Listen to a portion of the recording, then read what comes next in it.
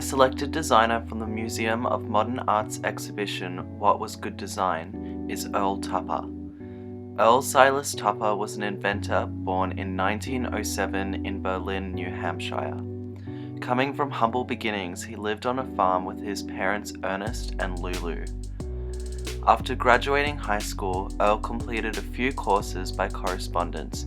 Notably, he studied advertising at Bright University in Rhode Island.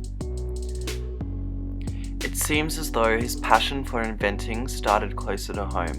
The website Tupperware Collection details that his father Ernest Tupper was frequently creating labor-saving devices for their farm.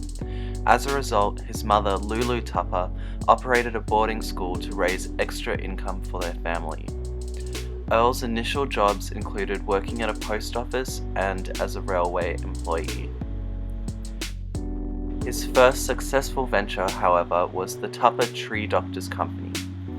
The funds raised from working as a gardener gave him the opportunity to create a wide variety of inventions. This included a woman's corset, a hairpin titled Sure Stay, and a portable tie rack. Although initially successful, Earl was forced to file for bankruptcy in 1936. This didn't deter him from his goal of making his first million before turning 30. He trialed many ideas but finally hit the jackpot with his plastic experiments. In 1942, he figured out new ways to manipulate plastic.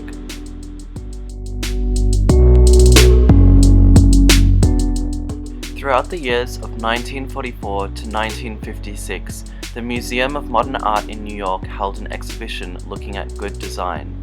The curator at the time, Edgar Kaufman Jr., devised the phrase "good design" to promote everyday objects that economically combine beauty and function. In the 1980s, this was further refined by designer Dieter Rams, who listed the 10 commandments of good design. Among these 10, I feel that many directly apply to Earl Tupper's tumbler cups. Firstly, good design is innovative. At the time, plastic was a new material. It had not been fully tested and experimented with yet. He found that polyurethane plastic could be injection molded into flexible yet sturdy bell-shaped containers. Tupper created his own methods to manipulate the plastic and through this created something new. Good design makes a product useful. Tumblers have been heavily mass-produced throughout the 20th and 21st century. Many domestic households within Western cultures own these plastic cups. Why? Because at its core, the product is extremely functional and useful. Tupper created an airtight, watertight design. Additionally, the plastic materials used ensures that it is shatterproof and safe for children. This is extremely useful to parents as glass is not considered safe, especially for infants and toddlers. Good design is as little design as possible. The tumbler design is extremely sleek and minimal. Each cup is molded out of one piece of plastic. The mold creates an airtight seal. Because this design is extremely mass-produced nowadays, we don't see it for its ingenuity. We just see it for its functionality. I feel that this is the brilliance in Tupper's works. We don't even see the design of the product because it just works so well. Good design makes a product understandable. Plastic was a very uncommon material at the time. However, through clever marketing, Tupperware made its way into many households. Featured in numerous publications and advertisements, Tupper's design seemed to be geared towards women.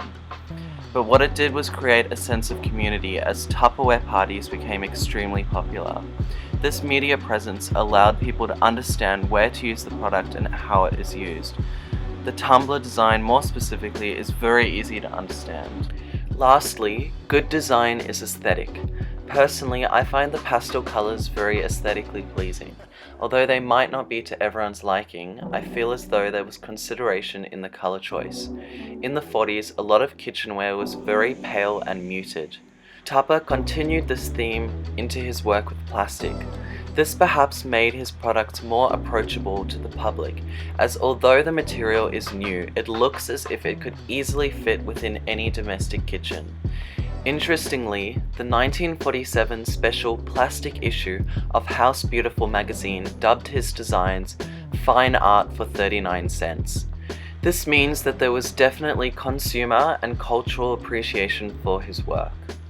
Personally, I'm inspired by the fact that Tupper mastered the manipulation of plastic.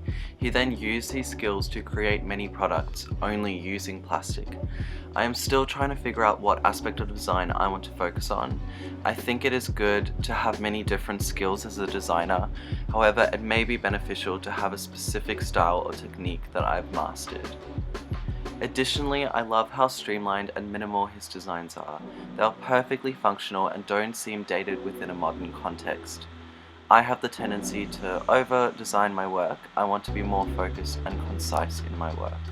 In 1958, Tupper sold his company for $16 million, divorced his wife, gave up his US citizenship and bought himself an island in Central America. I think that making enough money from my designs to buy a whole island is a realistic and achievable goal.